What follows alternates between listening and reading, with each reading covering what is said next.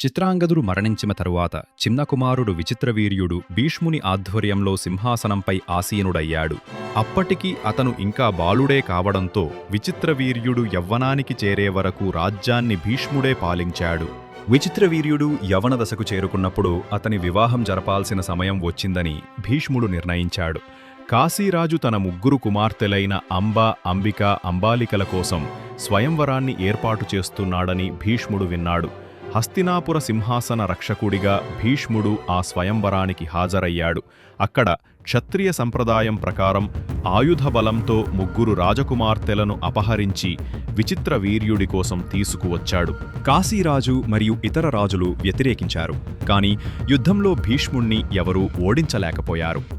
ముగ్గురు రాజకుమార్తెలలో అంబ తన మనసు అప్పటికే స్వయంవరానికి హాజరైన సాల్వరాజును ఇష్టపడుతున్నట్టు తెలిపింది. దీనిని విన్న భీష్ముడు ధర్మాన్ని గౌరవిస్తూ ఆమెను తిరిగి కాశీకి పంపించాడు. తర్వాత అంబిక మరియు అంబాలికలు విచిత్రవీర్యుడికి వివాహమైంది. భీష్ముడు మరియు సత్యవతి సంతోషంగా ఆ దంపతులను ఆశీర్వదించారు. విచిత్రవీర్యుడు కొంతకాలం మాత్రమే పాలించాడు, కాని ఆరోగ్యం బలహీనంగా ఉండేది. వివాహం జరిగిన 7 సంవత్సరాలకే అతను తీవ్రమైన వ్యాధితో కుషించి సంతానం లేకుండానే మరణించాడు.